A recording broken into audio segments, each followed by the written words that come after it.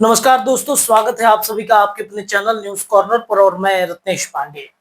Bihar NDA में seat बंटवारे के फॉर्मूले क्या होंगे, इसको लेकर लगातार घमासान मचा हुआ है।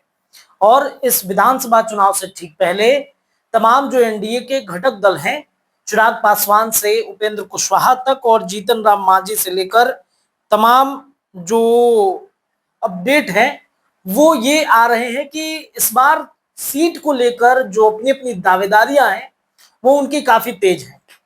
अब सीट बंटवारे पर चिराग पासवान कहते हैं कि मुझे 243 विधानसभा सीट पर चुनाव लड़ना है और 40 सीटों पर अपना उम्मीदवार अपनी पार्टी लोक जनशक्ति पार्टी से उतारना है। तो 243 विधानसभा के सीट में 40 चिराग पासवान को मिलेंगे, तो क्या एक सीट उपेंद्र कुशवाहा को और 2 जीतन राम मांझी को मिलेंगे? ये एक बड़ा सवाल है, क्योंकि 100 सीटों पर तो बीजेपी और जेडीयू लड़ना चाहती है, तो 200 तो वैसे ही निकल गए। तो 40 सीट पर अगर चिराग पासवान लड़ेंगे तो 2 और 1 सीट बच जाते हैं। इसमें अब मांझी जी को सेटलमेंट करना है, इसमें उपेंद्र कुशवाहा को सेटलमेंट करना है। भारतीय जनता पार्टी तो ये होने नहीं देगी, क्योंकि नरेंद्र मोदी की सरकार बनवाने में 2024 में उपेंद्र कुशवाहा की भी बड़ी भूमिका है और उससे ज्यादा कई ज्यादा गुना भूमिका जीतन राम मांझी की पार्टी हिंदुस्तानी अवाम मोर्चा की है।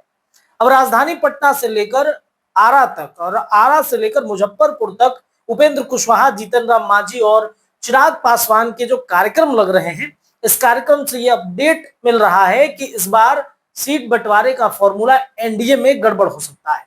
महागठबंधन में सीट बंटवारे के फॉर्मूले को लेकर खूब चर्चा चली कि महागठबंधन में कांग्रेस को ज्यादा सीट चाहिए, तो बीजेपी माफ कीजिएगा, राष्ट्रीय जनता दल को ज्यादा सीट चाहिए, तो मुकेश सहनी भी ज्यादा से ज्यादा सीटों पर चुनाव लड़ना चाहते हैं, वाम दल भी वही चाहते हैं।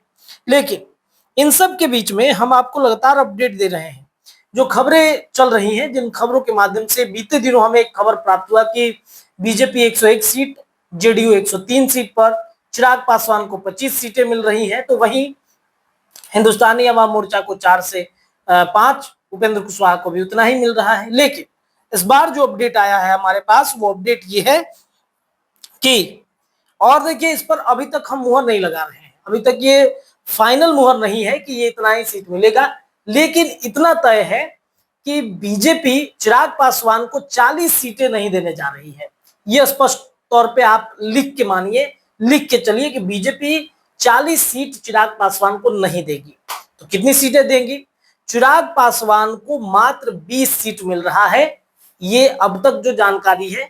और पिछले दिनों भी जो चर्चाएं उठी थी कि 20 से 25 सीटों पर चिराग पासवान को निपटा दिया जाएगा, यानी चिराग पासवान की पार्टी को 20 से 25 सीट देकर उनको कहा जाएगा इतना रखिए, अगर इससे ज्यादा अगर आप चाहिए तो फिर आप महागठबंधन में चले जाइए, महागठबंधन में ज्यादा से ज्यादा सीटें आपको मिल सकती है।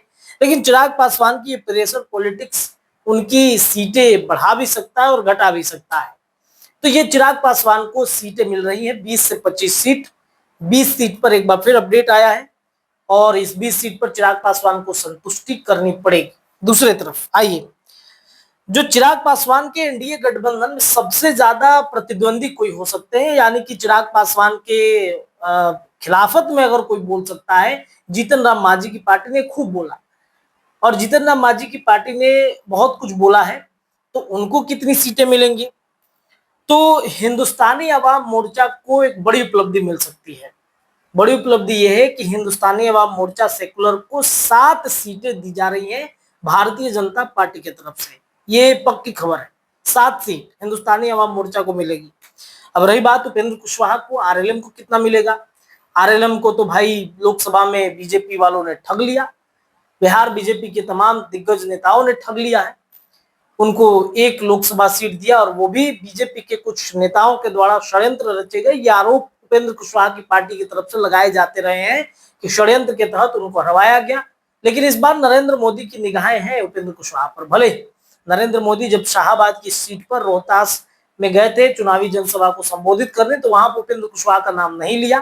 तब से ये चर्चा उठी थी कि उपेंद्र कुशवाहा को साइड किया जा रहा है, लेकिन 10 सीटें उपेंद्र कुशवाहा को मिलेगी, इस बात पे चर्चा है। अब सवाल ये उठता है कि 20 सीट पर चिराग पासवान, हिंदुस्तानी अवाम मोर्चा 7 सीट पर, तो उपेंद्र कुशवाहा 10 सीट पर, बीजेपी को कितनी सीटें मिल रही हैं? बीजेपी ने इस बार अपने लिए 101 सीटें रिजर्व रख लिए हैं। 101 सीट पर भारतीय जनता पार्टी लड़ रही है।